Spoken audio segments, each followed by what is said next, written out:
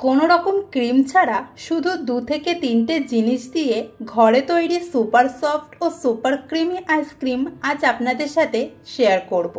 আর এই আইসক্রিম আপনারা বানালে আপনাদের ছোটবেলার স্মৃতি মনে পড়ে যাবে, এতই টেস্টি তৈরি হবে।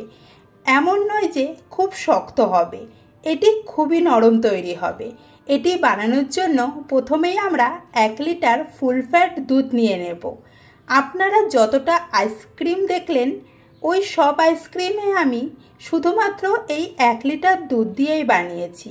আপনারা এই আইসক্রিম বানানোর জন্য ফুল ফ্যাট দুধই ব্যবহার করবেন, এতে আইসক্রিম খুবই সুন্দর তৈরি হবে। আমরা কড়াইতে পুরো 1 লিটার দুধই অ্যাড করে দেব। প্রথমে কয়েকবার নাড়ব। প্রথমেই দুধটা হালকা গরম করব, খুব বেশি গরম করা যাবে না। এবার 1-2 চামচ দুধ একটি বাটিতে নিয়ে আলাদা করে নেব। আর কড়াইতে যে দুধটা রয়েছে এটা আমাদের জাল দিয়ে শোকাতে হবে যতক্ষণ না দুধটা আর্ধেক হয়ে আসছে, মানে দুধটা এখানে গাঢ় করতে হবে। এবার যে দুধটা বাটিতে আলাদা করে রেখেছিলাম সেই দুধে 1.5 চামচ কর্নফ্লাওয়ার ও 2 চামচ গুঁড়ো দুধ অ্যাড করব। গুঁড়ো দুধ ইউজ করা পুরোপুরি অপশনাল, তবে আইসক্রিম খুবই ক্রিমি তৈরি হবে মিল্ক পাউডারের কারণে। আর যে কর্নফ্লাওয়ার অ্যাড করেছি এতে আইসক্রিম একদম গাঢ় ও সফট তৈরি হবে, আর ক্রিমের পরিবর্তে এটি দুর্দান্ত কাজ করে। এখানে দুধ প্রায় অর্ধেক হয়ে এসেছে। এবার যে কর্নফ্লাওয়ার মেশানো দুধ তৈরি করে রেখেছিলাম সেই দুধটা ধীরে ধীরে এতে অ্যাড করব আর কন্টিনিউয়াসলি নাড়তে থাকবো। তবুও যদি কোনো রকম দলা এখানে তৈরি হয় তবে চিন্তার কোনো বিষয় নেই, কারণ পরে গ্রাইন্ড করব। এবার দেখতেই পাচ্ছেন এটি পুরো গাঢ় হয়ে গেছে। এবার এখানে হাফ কাপ মতো চিনি অ্যাড করব।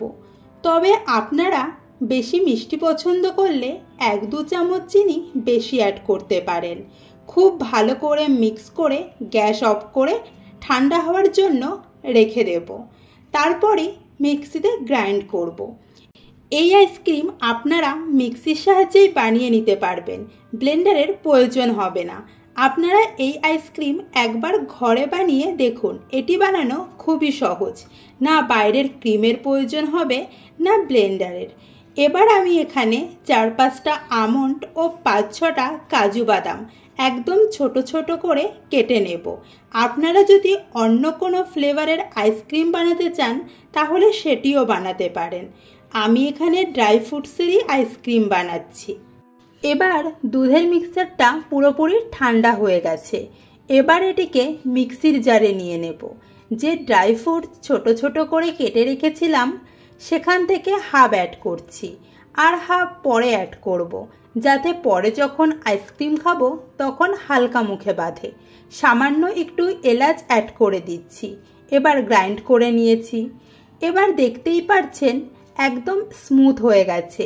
আগে কতটা গাঢ় ছিল, কিন্তু গ্রাইন্ড করে নিলে বেশ পাতলা হয়ে যায়। এবার যে হাফ ড্রাই ফ্রুট ছিল সেটা এখানে অ্যাড করে মিক্স করে নিচ্ছি। আপনারা চাইলে এখানে টুটি ফুটিও অ্যাড করতে পারেন। আইসক্রিম জমানোর জন্য কোনো রকম আইসক্রিম মোল্ডের ব্যবহার করছি না। একটা স্টিলের গ্লাস আর চা খাওয়ার কাপ নিয়ে নিয়েছি। এটি আইসক্রিম জমানোর জন্য ব্যবহার করব, যাতে আইসক্রিম খুবই স্মুথভাবে বের করে আনতে পারি। এর জন্য এখানে বাটার পেপার ইউজ করছি। একটি গ্লাসের সাইজ অনুযায়ী কেটে নিয়েছি। আপনাদের কাছে যদি এটা না থাকে তাহলে কোনো ব্যাপার না, আমি নিচে ও সাইডে লাগিয়ে দিয়েছি। এবার আইসক্রিমের মিক্সারটা পুরো গ্লাস ভর্তি করে দিয়ে দেব। বাকিটা কাপে দিয়ে দিচ্ছি।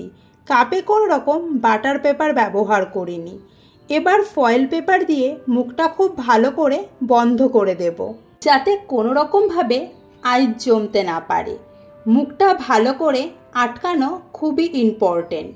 6 থেকে 8 ঘন্টার জন্য ফ্রিজে রাখবো, যাতে খুব ভালোভাবে জমে যায়। আমি রাতে ফ্রিজে জমানোর জন্য রেখেছিলাম, তাই প্রায় 10 ঘন্টা হয়ে গেছে। দেখতেই পাচ্ছেন কত সুন্দরভাবে সেট হয়েছে ও ওপরে বাবেল এসেছে, আর ওপরে কোনো রকম আইস জমেনি। এবার এখানে কাঠের 4টে স্টিক নিয়ে নিয়েছি। এবার ওপর থেকে হালকা করে চিহ্ন করে নেব, পরে সেই মাপেই কাটব।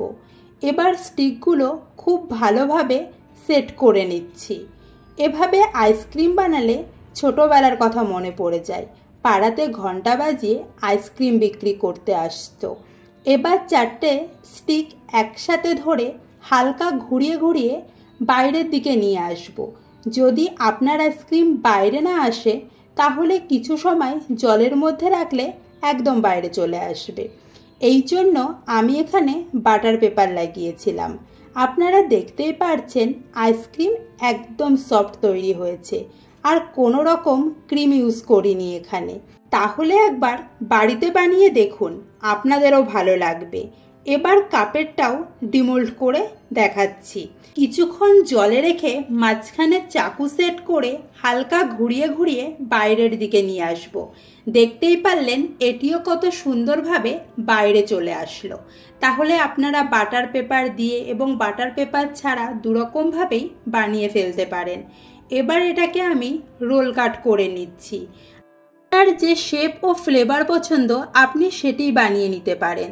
তাহলে রেসিপিটি কেমন লাগলো অবশ্যই কমেন্ট করে জানাবেন। দেখা হচ্ছে নতুন ভিডিওতে নতুন রেসিপি নিয়ে।